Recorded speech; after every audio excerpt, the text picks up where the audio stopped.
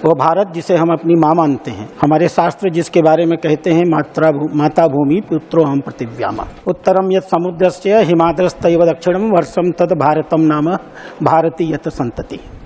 ये जो देश है इसे भारत कहते हैं और हम भारत के पुत्र हैं, भारत के बच्चे हैं और इसलिए भारतीय कहे जाते हैं। देश का गरीब हमारी प्राथमिकता होगी, देश का नौजवान हमारी प्राथमिकता होगी, देश की बहनें हमारी प्राथमिकता होगी, देश का किसान हमारी प्राथमिकता होगी। आप तो इस बात की चिंता नहीं कर पाए कि इस देश में 53% ऐसे लोग हैं जिन्होंने बैंक का मुंह तक नहीं देखा था। आभारी होना चाहिए इस देश को, हमारे प्रधानमंत्री का, जिन्होंने इस बात को तय किया कि भारत का एक भी नागरिक जिसके पास एक पैसा नहीं होगा हम उसे बैंक तक पहुंचाएंगे। आपको एहसान होना चाहिए माननीय प्रधानमंत्री का, जिन्होंने इस देश में स्वच्छ भारत योजना प्रारंभ की। और आज हम गर्व के साथ कह सकते हैं भारत का कोई भी महिला, भारत की कोई भी बच्चा, कोई भी बूढ़ा आज अपने घर से निकल करके रात के अंधेरे में सड़कों पर जाने के लिए, शौचालय के लिए बाध्य नहीं हो सकता।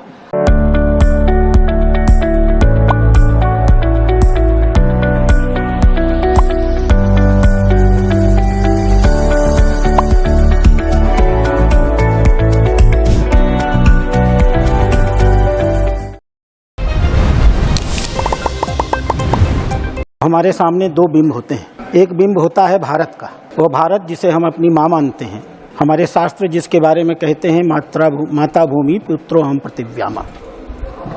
हजारों साल पहले जिसके बारे में लिखा गया, उत्तरम यत् समुद्रस्य हिमाद्रस्तैव दक्षिणम वर्षम तद भारतम नाम भारती यत संतति। समुद्र के उत्तर में और हिमालय के दक्षिण में ये जो देश है इसे भारत कहते हैं और हम भारत के पुत्र हैं, भारत के बच्चे हैं और इसलिए भारतीय कहे जाते हैं। दूसरा बिंब होता है हमारे प्रधानमंत्री का। 26 मई 2014 को जब उन्होंने पहली बार शपथ लिया और हम गर्व के साथ कह सकते हैं दुनिया की अकेली शख्सियत स्वर्गीय नेहरू जी के पास, जिन्होंने तीसरी बार शपथ लेने का काम लगातार सफलता के साथ किया।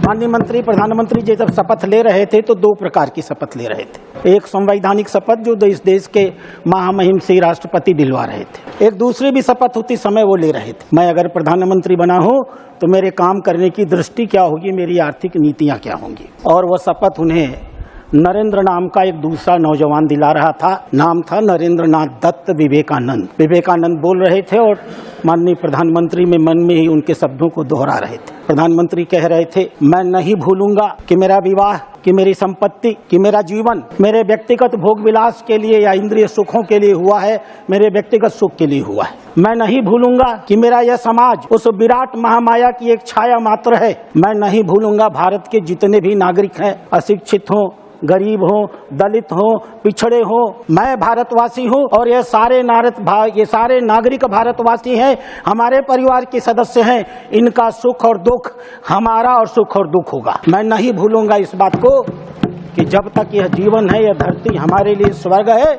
और भारत का कल्याण ही हमारा कल्याण है। और इसी सपने को लेकर के मैं गर्व के साथ कह सकता हूँ, जिस यात्रा को माननीय प्रधानमंत्री ने 2014 में शुरू किया, हम गर्व के साथ कहते हैं आज से 2024 तक वो यात्रा उनकी अनवरत जारी है। एक जमाने में रामधारी सिंह दिनकर ने, आज माननीय वित्त मंत्री जी बात कर रहे थे, आज से 60 साल पहले लिखा था देश की आर्थिक व्यवस्था के बारे में। कुछ समझ नहीं पड़ता रहस्य क्या है, जाने भारत में बहती कौन हवा है। धरती के सब पेड़ दीन दुर्बल है, गमलों के ही पेड़ सुदम में सुदल है। जब तक है यह वह सभ्य समाज सड़ेगा, किस तरह एक होकर यह देश लड़ेगा। सबसे पहले यह दुरित मूल काटोरे, समतल पीटो खाइया खड्ग पाटोरे, बहुपाद बटों की सिरा शोर छाटोरे, जो मिले अमृत सबको समान बाटोरे। माननीय पूर्व वित्त मंत्री भारत का भाषण दे रहे थे, वर्तमान की नीतियों के बारे में बता रहे थे। 1960 में रामधारी सिंह दिनकर भारत की स्थिति के बारे में बखान कर रहे थे और ऐसा लग रहा था वर्तमान से कोई इनका संबंध ही नहीं हो। 65 साल इन्होंने राज किया है। 65 सालों के रहते हुए रामधारी सिंह दिनकर की इस पीड़ा को किंचित मात्र भी इन्होंने अगर बदला होता तो शायद ये बातें इन्हें आज दोहराने की जरूरत नहीं पड़ी होती। और इसीलिए माननीय प्रधानमंत्री जब सत्ता पर आए तो उनकी प्राथमिकता थी देश का गरीब हमारी प्राथमिकता होगी, देश का नौजवान हमारी प्राथमिकता होगी, देश की बहनें हमारी प्राथमिकता होगी, देश का किसान हमारी प्राथमिकता होगी। और हम सब गर्व के साथ कह सकते हैं जितनी नीतियां उन्होंने बनाई, हम नाम पर नाम ले सकते हैं, उनकी उपलब्धियों को गिना सकते हैं। पहली बार जब वो जनधन योजना लेकर के आए थे, आप तो नहीं ला पाए 65 सालों में। आप तो इस बात की चिंता नहीं कर पाए कि इस देश में 53% ऐसे लोग हैं जिन्होंने बैंक का मुंह तक नहीं देखा था। आभारी होना चाहिए इस देश को, हमारे प्रधानमंत्री का, जिन्होंने इस बात को तय किया कि भारत का एक भी नागरिक जिसके पास एक पैसा नहीं होगा, हम उसे बैंक तक पहुंचाएंगे, बिना ब्याज के पहुंचाएंगे, जीरो बैलेंस पर अकाउंट खोलेंगे, उसके अकाउंट में 5,000 रुपया डालेंगे, उसे बचत करने की कला सिखाएंगे, उस देश के विकास में उसकी हिस्सेदारी करेंगे। पीछे बैठकर 65 सालों में आपने अपने देश की नागरिकों को मजबूर किया, बहनों को गांवों के अंधेरे में शौचालय में जाने के लिए, अपनी इज्जत को बचाने के लिए, विभिन्न प्रकार की समस्याओं का सामना करने के लिए आप इस मंच पर खड़े होकर आज भाषण देते हो। महिलाओं की जो बेइज्जती आपने 65 साल में इस देश में की है, भारत सन के साथ डूबेगा। आपको एहसान होना चाहिए माननीय प्रधानमंत्री का, जिन्होंने इस देश में स्वच्छ भारत योजना प्रारंभ की। और आज हम गर्व के साथ कह सकते हैं, भारत का कोई भी महिला, भारत की कोई भी बच्चा, कोई भी बूढ़ा आज अपने घर से निकल करके रात के अंधेरे में सड़कों पर जाने के लिए, शौचालय के लिए बाध्य नहीं हो सकता। आपको शर्म आनी चाहिए। 65 साल आप सत्ता में रहे, 3,70,00,000 सिर्फ ऐसे घर थे जिनके घर आप पीने का पानी पहुंचा सके। शेष आप बात करते हैं आधे लोगों की, आप 140 करोड़ की जनसंख्या बताते हैं, 140 में 3,70,00,000 घरों को आपने पीने का पानी पहुंचाया था। आपको आभारी होना चाहिए हमारे प्रधानमंत्री का, जिन्होंने शुरू किया जल जीवन मिशन, जिनके नेतृत्व में आज हम गर्व के साथ कह सकते हैं 14 करोड़ घरों में हमने पीने का पानी पहुंचाने का काम किया है। आपको शर्म नहीं आती? इस देश की 90% जनसंख्या इलाज नहीं करा पाती थी, चिकित्सा तक उसकी पहुंच नहीं होती थी, इलाज कराने में वो गरीबी रेखा के नीचे चली जाती थी, उसके घर बिक जाते थे, उसकी जमीनें बिक जाती थी। आप उसकी चिंता नहीं करते थे। चिंता अगर किसी ने किया तो भारत के प्रधानमंत्री नरेंद्र मोदी ने किया, जिसने तय किया इस देश का कोई भी गरीब पैसे की कमी के नाते मरेगा नहीं।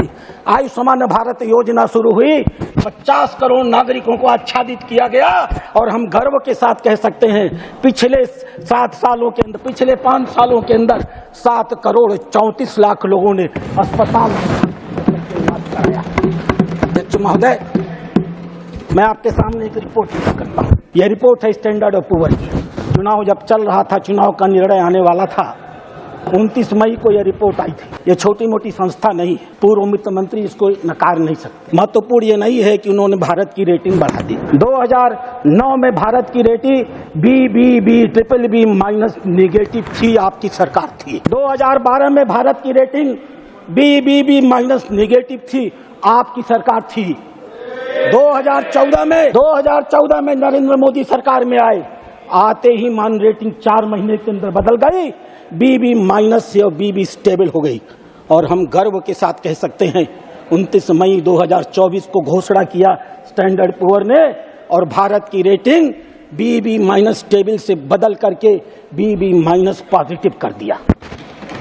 और महोदय, यह महत्वपूर्ण नहीं है, महत्वपूर्ण यह है कि ऐसा करते हुए स्टैंडर्ड ऑफ पुअर ने अपनी रिपोर्ट में क्या कहा, मैं उस रिपोर्ट को पढ़ना चाहूंगा। अध्यक्ष महोदय, उन्होंने लिखा कि भारत को मजबूत आर्थिक विकास ने भारत की ऋणग्राह्यता पर सकारात्मक प्रभाव डाला है। इस सुदृढ़ आर्थिक ढांचे का आने वाले 2-3 सालों में विकास की गति पर बहुत प्रभावी असर पड़ने वाला है। उन्होंने लिखा, सरकार ने अपने खर्चे के स्वरूप और उसके वितरण को पूरी तरह से बदल दिया है और बढ़ता हुआ हिस्सा अवस्थापना विकास पे खर्च किया जा रहा है। आने वाले समय में यह भारत की जड़ता को समाप्त कर देगा और भारत को विकास की बहुत ऊंचाइयों पर लेकर के जाएगा। उन्होंने लिखा, लगातार नीतिगत स्थायित्व से, गहराते हुए आर्थिक सुधारों से और उच्च दर के अवस्थापना सुविधाओं के निवेश से भारत लंबे समय तक विकास की संभावनाओं को बनाते रहेगा।